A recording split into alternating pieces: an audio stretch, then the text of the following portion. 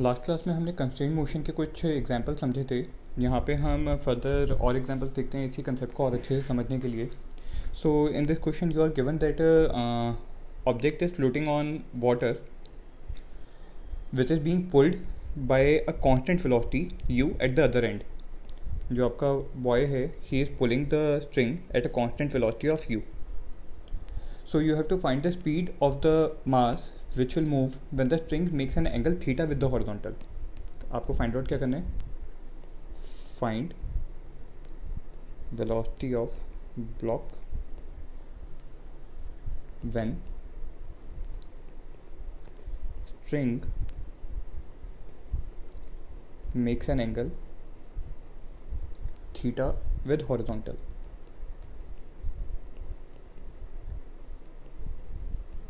ठीक है, तो यहाँ पे हम एज्यूम करते हैं that the distance between the block and the wall, this distance is x. It is already given to you that this height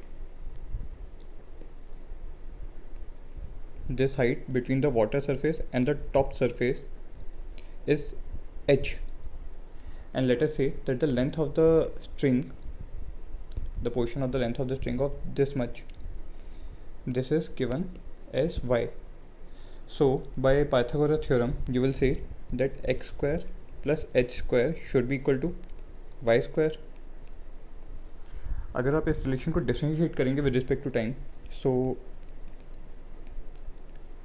differentiating with respect to time क्या लिखेंगे? एक्स स्क्वायर का डेरिवेटिव कितना आएगा? 2x into d x by t t plus h square का derivative 0, y square का derivative कितना आएगा? 2y into d Y by t t. यहाँ पे d x by D T आपको क्या बता रहे हैं? जो आपका ब्लॉक है उसकी एक्स डायरेक्शन में जो मोशन है, और जैसे जैसे आपका जो बॉय है वो स्ट्रिंग को पुल करता जाएगा, सो एक्स की वैल्यू क्या होती जाएगी? डिक्रीज होती जाएगी, क्योंकि ब्लॉक आपका इनिशियली इस पोजीशन पर है, थोड़ी देर बाद वही ब्लॉक आपका इस पोजीशन पर आ जाएगा, और जब ब्लॉक आपका दूसरी पोजीशन पर आ जाएगा तो उसके कॉरस्पॉन्डिंगली एक्स की वैल्यू जो है वो भी क्या होगी? डिक्रीज होगी. Let this is x2, so x2 will be less than x. So D x by D T आपको क्या बताएगा? Velocity of the block. But since x is decreasing, so dx by dt will give you the negative velocity of the block minus vb. Similarly dy by dt आपको क्या बताएगा कि जो आपकी horizontal position है स्ट्रिंग का, ये किस रेट से कम हो रहा है? ये उसी रेट से कम हो रहा है जिस रेट से आपका जो बॉय है वो स्ट्रिंग को पुल कर रहे हैं, बिकॉज स्ट्रिंग तो एक ही है. So D Y by D T will be equal to minus U, और यहाँ पे भी हम माइनस साइन की यूज़ कर रहे हैं because the length of the string y is decreasing with time. So putting both of this value you will get 2x into minus v b is equal to 2y into minus u. यहाँ पे अगर हम देखेंगे तो 2 से 2 cancel out होगा और negative sign से नेगेटिव साइन भी कैंसिल आउट होगा. आपको निकालना क्या है? Velocity of block. So velocity of block will be equal to y by x into u. And from the property of the triangle, हमारे पास इस टाइप का एक ट्रायंगल है जहाँ पे बेस है x, this angle is theta, hypotenuse is y and the perpendicular is h. So y by x आपको क्या देगा? y is your hypotenuse upon base, so it will be 1 upon cos theta. So you will write u upon cos theta, or you may write that velocity of block is equal to u times sec theta. So this will be the answer to this problem. ठीक है, इसी question को करने का एक दूसरा alternate method भी है. So let us see the alternate method over here.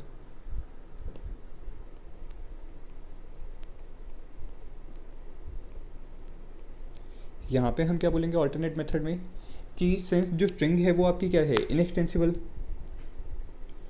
String is inextensible, उसकी लेंथ में कोई भी चेंज ही नहीं आएगा. So the components of the velocity along the length of the string will always remain same. ये लिख लेते हैं सबसे पहले. For an inextensible string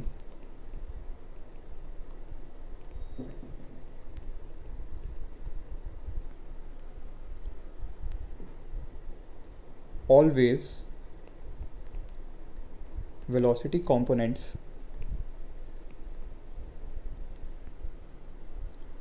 of all the points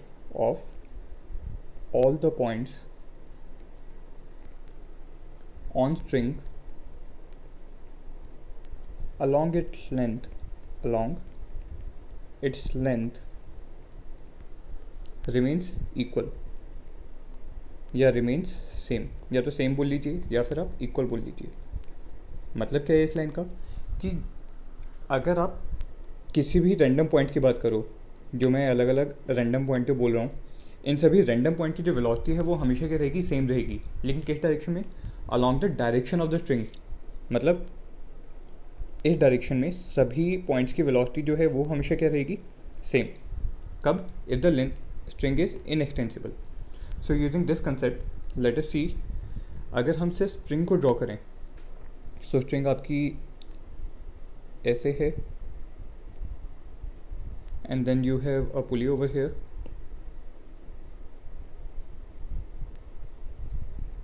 और फिर स्ट्रिंग का दूसरा एंड जो है वो थोड़ा सा ऐसे टिल्टेड है, going something like this.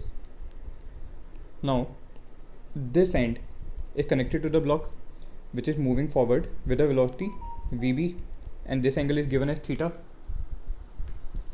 But the other end of the block, it is moving with a speed u. This end is moving forward with a speed u. So the component of the velocity vb along the length of the string, अगर हम इसके component देखें, so इसका एक component तो आएगा along the length of the string which will be vb cos theta. So definitely you will say that vb cos theta should be equal to u, or you may say vb is equal to u upon cos theta, which may be rewritten as u sec theta. समझ आया? ठीक है। तो जब भी आपके पास कोई rigid rod हो, जैसा कि हमने पहले केस में देखा था,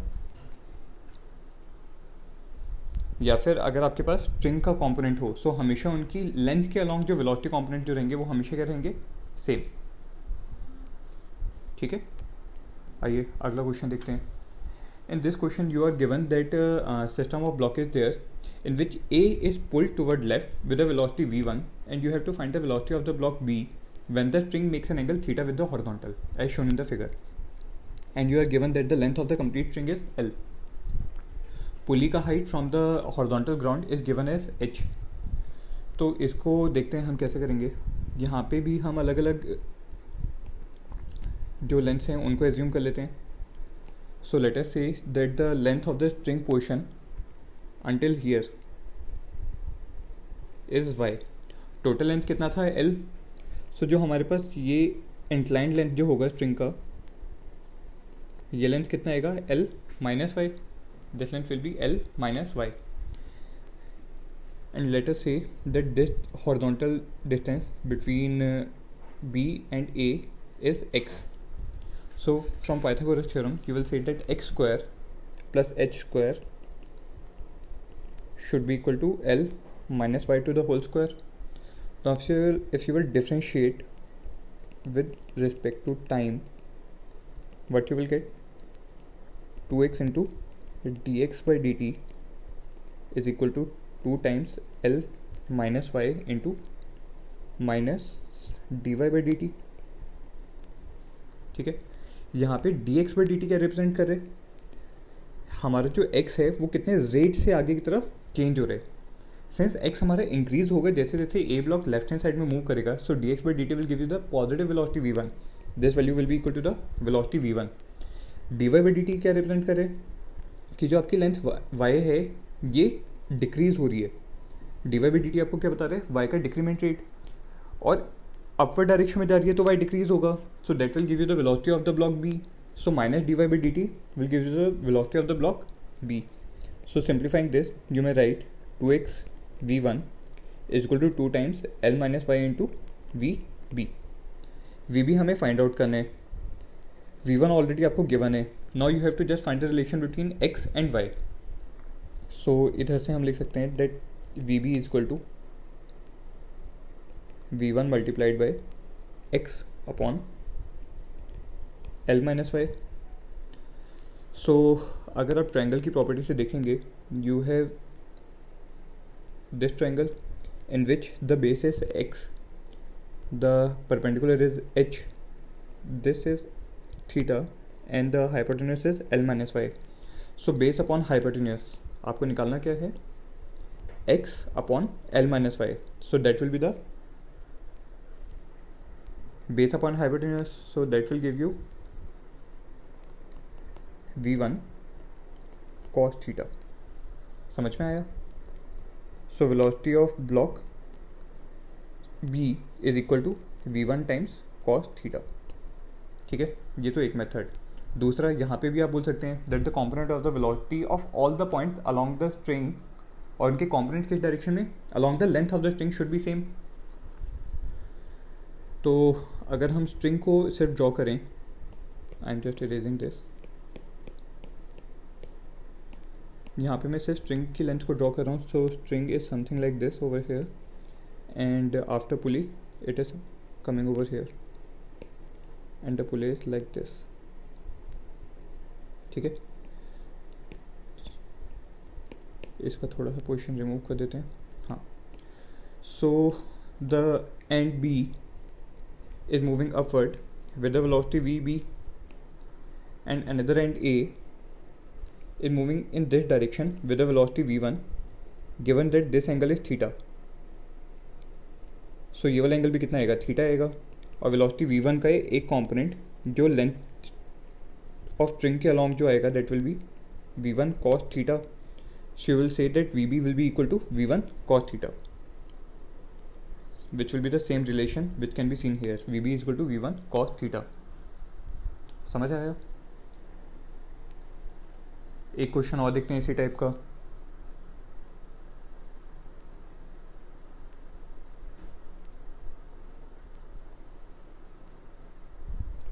In this question you are given that two blocks are there, block A and block B, which are making some random angle theta 1 and theta 2 with the horizontal. You have to find the speed of the block A which is pulled toward right when this block B is pulled toward right with a speed v0.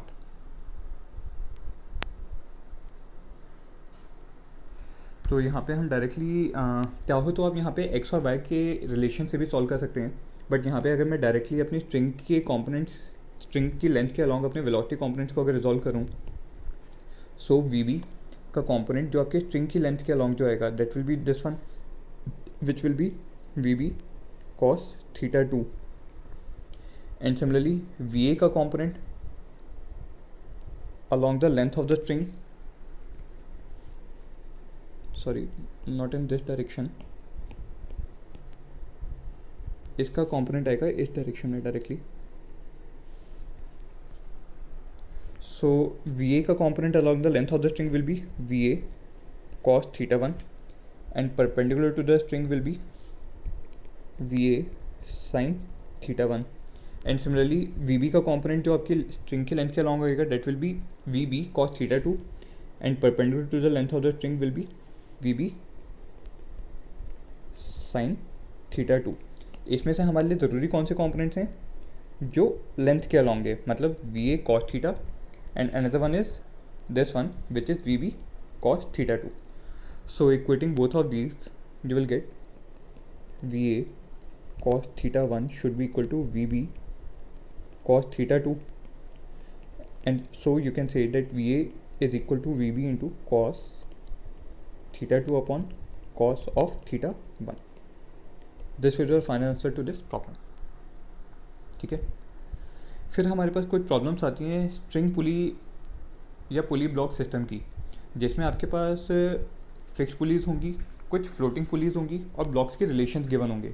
So in those cases you have to find the relation between the acceleration और the velocity. तो सबसे पहला अगर हम अपना example देखें, so in this example you are given that there are two blocks A and B where A is hang to a fix pulley, और A जिस स्ट्रिंग से कनेक्टेड है वो स्ट्रिंग आपकी ब्लॉक बी से कनेक्टेड है, floating पुली से connected है, और फ्लोटिंग पुली पे आपका ब्लॉक बी रखा हुआ है. तो यहाँ पे अगर हम देखें हमारा ब्लॉक ए अगर अपवर्ड डायरेक्शन में कुछ रैंडम डिस्टेंस एक्स अगर मूव करता है, let us say that A move upward with the distance X, so जो स्ट्रिंग जो हमारी एंड ए से जो कनेक्टेड है ये भी एक्स लेंथ से लूज़ होगी.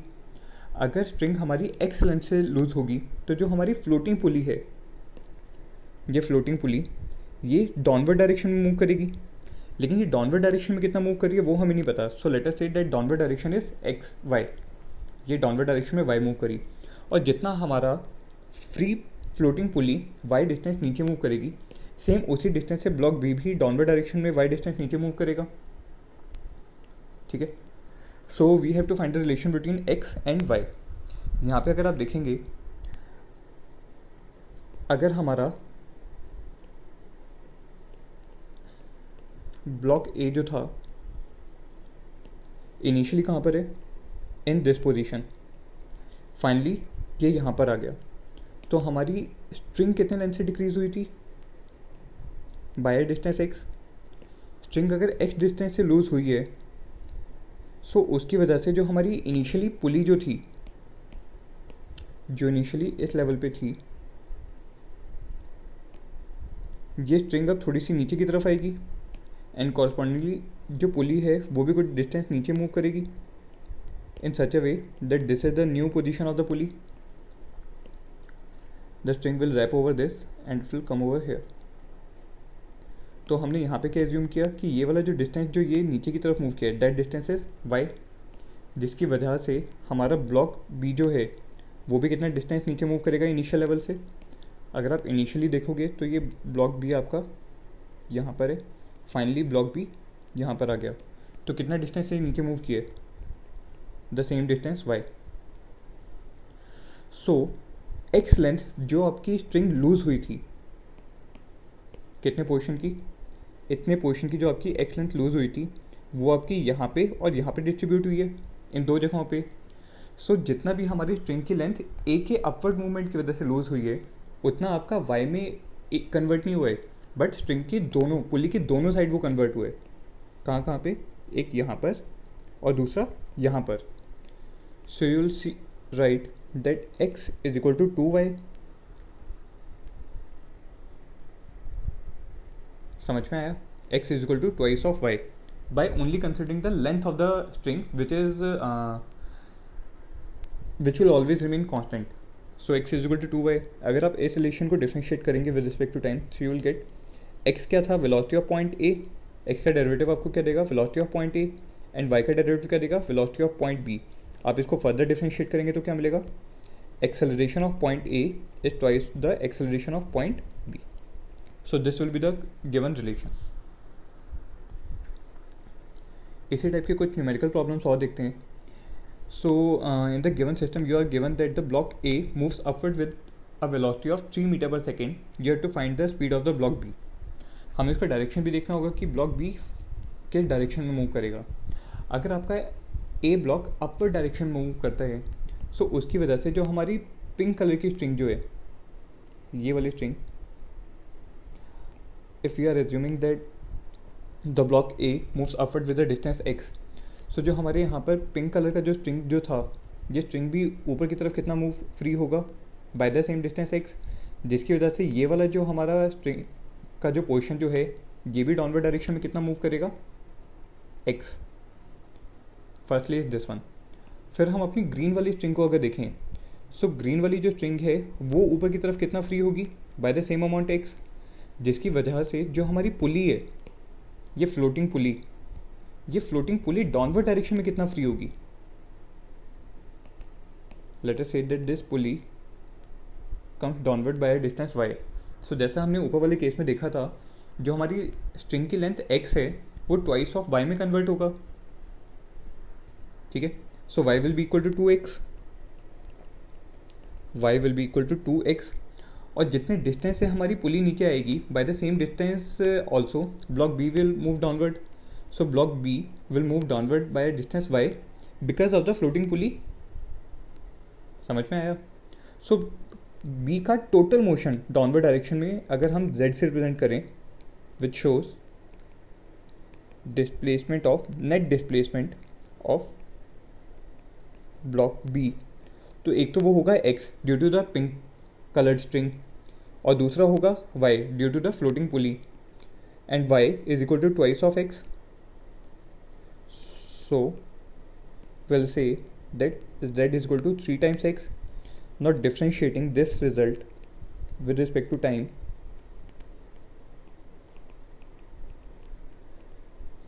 you will get velocity of block B is equal to 3 times the velocity of block A, and also you can write that acceleration of block B is 3 times acceleration of the block A. Now you were given that the velocity of block A is 3 meter per second, so definitely velocity of block B will be 9 meter per second. This will be the answer to this problem. ठीक है, आइए अगला एक और देखते हैं. In this case, you are given that the velocity of block A in the downward direction is 3 meter per second and the velocity of block B is 5 meter per second. Then you have to find the velocity of the block C. अगर हमारा block B downward direction में अगर move करते हैं तो ये वाली string भी किस डायरेक्शन में मूव करेगी? डाउनवर्ड डायरेक्शन में. सिमिलरली हमारा ब्लॉक A अगर नीचे की तरफ जा रहे सो उसके कॉरस्पॉन्डिंगली स्ट्रिंग और पुली वो भी डाउनवर्ड डायरेक्शन में मूव करेगी. दोनों पुलिस के नीचे की तरफ मूव करने की वजह से जो हमारी ग्रीन कलर की स्ट्रिंग है उसकी लेंथ क्या हो जाएगी? बढ़ेगी. किस लेंथ के अलॉन्ग? ये वाला लेंथ ऑफ स्ट्रिंग इंक्रीज होगा. This length of string will increase, this length of string will increase as well as this length of string will increase. और इन सब की वजह से कौन सी स्ट्रिंग की लेंथ आपकी डिक्रीज होगी? ये वाली ब्लू कलर की. ठीक है, अगर ये वाली स्ट्रिंग की लेंथ अगर डिक्रीज होगी सो ब्लॉक सी आपका अपवर्ड डायरेक्शन में मूव करेगा. लेट अस से कि सी का अपवर्ड डायरेक्शन में जो मोशन जो है that is z. B downward direction में जितना डिस्टेंस मूव करे डेट इज वाई, और ए का डाउनवर्ड डायरेक्शन में जो मोशन जो है that is x. So after some time when this pulley will come over here, जो हमारी ब्लॉक बी से जो कनेक्टेड पुली थी वो यहाँ पर आ गई. So what is the additional length of the string which is being pulled over here? ये वाला प्लस ये वाला. अगर हमारा ब्लॉक ए डाउनवर्ड डायरेक्शन में एक डिस्टेंस मूव किया था सो this will B x, this will also be x. Similarly if block B have moved downward by a distance y, so this length as well as this length, both of these lengths will be y. तो total increment of length कितना मिला है आपको? 2x plus 2y, which will be compensated by the upward motion of the block C, which will be given by z. So by differentiating this relation, what you will get, मैं इसको ऐसे लिख रहा हूँ, z is equal to 2x plus 2y. अब अगर आप इसको डिफ्रेंशिएट करेंगे with respect to time, so D Z by D T आपको क्या बताएगा? Rate of change of velocity of the block C which is V C will become equal to twice the velocity of block A plus twice the velocity of block B. Now you will put the velocities of the given blocks. A का 3 metre per second और B का 5 metre per second. So will get the velocity of block c is equal to 16 metre per second. And by differentiating this relation also, you can find the acceleration relations, that acceleration of block C is equal to twice the acceleration of block A plus twice the acceleration of block B. ठीक है, so this will be the answer. एक example और देखते हैं. In this case, you are given as the system shows that the point P is moving toward left with a speed of 10 meter per second. And the block A is moving upward with a speed of 3 meter per second. So what will be the speed of the block B and in which direction? तो जैसे जैसे आपका P point toward left hand side move करेगा, जो P वाला point है वो अगर लेफ्ट हैंड साइड मूव करेगा सो उसकी वजह से जो हमारी स्ट्रिंग है वो भी लेफ्ट हैंड साइड में मूव करेगी. स्ट्रिंग के लेफ्ट हैंड साइड मूव करने की वजह से जो हमारी गिवन पुली जो है, ये वाली जो पुली है, ये पुली खुद भी मूव करेगी. कहाँ पे आएगी ये पुली? upward direction में. So let us say after some time the pulley have moved in the upward direction like this. और पुली के ऊपर की डायरेक्शन में मूव करने की वजह से हमारी स्ट्रिंग कितना फ्री होगी? कुछ पोर्शन यहाँ का और कुछ पोर्शन यहाँ का. So let us assume that the block A have moved upward by a distance y. The point P have moved toward left by a distance x. And let us say that the point block B have moved upward by a distance of z. So जो हमारा floating पुली है blue colour वाली वो upward direction में move करने की वजह से आपकी टोटल स्ट्रिंग कितनी फ्री होगी? y on one side and y on another side, as well as जो आपका ब्लॉक B है वो ऊपर की डायरेक्शन में अगर z मूव किया है सो उसकी वजह से हमारी स्ट्रिंग कितना फ्री होगा? ये वाला स्ट्रिंग z लेंथ से फ्री होगा, सो कॉरस्पॉन्डिंगली ये भी z लेंथ से फ्री होगा. तो हमारा जो पॉइंट P है उसको भी same z length forward direction में मिलेगा। So in the nutshell you may write, जो आपने x लेंथ जो यहाँ पे पॉइंट P को जो पुल किया है वो उसको कहाँ कहाँ से मिला। एक तो मिला फ्लोटिंग पुली की वजह से, और जब भी फ्लोटिंग पुली होगी उसकी वजह से हमेशा इंक्रीमेंट इन लेंथ और the absorption of the length will be twice the movement of the pulley itself. अगर ब्लॉक ए ऊपर की तरफ y डिस्टेंस मूव किया है तो फ्लोटिंग पुली भी अपर डायरेक्शन में कितना मूव किया, y डायरेक्शन। सो उसकी वजह से लेंथ कितना फ्री होगा स्ट्रिंग का, ट्वाइस ऑफ y। और वो सारी लेंथ जो हमारी फिक्स पुली से कनेक्टेड होती हैं उनमें सेम रिलेशंस रहते हैं। जैसे जो हमारा ब्लॉक बी है वो फिक्स पुली से कनेक्टेड था, ब्लॉक बी अगर z डायरेक्शन z लेंथ से अगर ऊपर की तरफ मूव करेगा तो हमारा स्ट्रिंग भी कितने लेंथ से फ्री होगा, z से। So x will be equal to twice of y plus z, twice of y plus z. So if you will differentiate this relation with respect to time, dx by dt will give you the velocity of the point P, twice of dy by dt will give you the velocity of the block A, and dz by dt will give you the velocity of the block B. So velocity of block B will be equal to velocity of point P minus twice the velocity of point A. So that will be 10 into 2 minus 2 into 3. So you will get 4 meter per second. समझ आया? एक और example देखते हैं। In this case you are given that block A is moving upward with acceleration of 3 metre per second square, while C is coming down with an acceleration of 8 metre per second square. तो सबसे पहले अगर आप observe करो, सी का acceleration जो है वो ए के एक्सेलरेशन से ज़्यादा गिवन है, मतलब सी जो है वो नेट नीचे की तरफ मूव करेगा और इसको एक्सेस लेंथ चाहिए होगा। इसको हमेशा क्या चाहिए होगा, एक्सेस लेंथ चाहिए होगा। जब भी स्ट्रिंग की इसको ज़्यादा लेंथ मिलेगी तो ये ज़्यादा तेज़ी से नीचे की तरफ जाएगा। If now you will analyse the motion of the block A, so A के अपवर्ड डायरेक्शन में जाने की वजह से जो हमारी इतनी लेंथ ऑफ स्ट्रिंग है ये भी फ्री होगी, जिसकी वजह से ये वाली string toward right hand side move करेगी। कॉरस्पॉन्डिंगली जो हमारी फ्लोटिंग पुली जो है ये भी राइट हैंड साइड में मूव करेगी। सो ये वाली स्ट्रिंग राइट हैंड साइड में जाएगी और जो हमारा ब्लॉक सी है वो डाउनवर्ड डायरेक्शन में जाएगा। तो हम मान लेते हैं कि जो हमारा ए का जो मोशन है अपवर्ड डायरेक्शन में, let that is x, A upward direction में कितना डिस्टेंस मूव किया, एक्स। सो उसकी वजह से जो पुली है, पुली कितना डिस्टेंस मूव करेगी toward right. Let us say कि पुली यहाँ पर आ गई।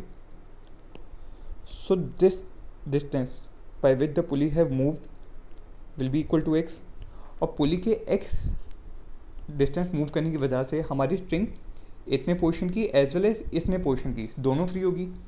सो कितनी आपकी स्ट्रिंग फ्री हो गई, एक्स स्ट्रिंग कितनी आपकी फ्री हुई, 2x, जिसकी वजह से c का अगर डाउनवर्ड मोशन अगर हम मान लें z है, सो एक तो आपके पास आएगा z is equal to twice of x, first relation.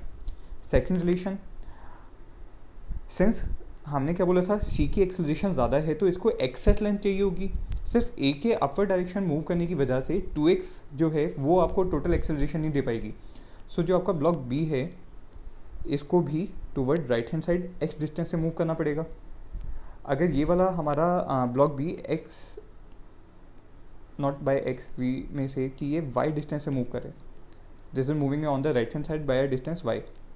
सो इसकी वजह से जो हमारी ये वाली स्ट्रिंग जो है, this string will get free by a length of y, and correspondingly since ये वाली स्ट्रिंग आपकी सभी पुलिस के ऊपर से डायरेक्टली हमारी ब्लॉक सी से कनेक्टेड है, सो जो ब्लॉक सी है वो ब्लॉक बी के मूव करने की वजह से कितना मूव करेगा, by distance of y। So z will be equal to twice of x plus y। समझ में आया?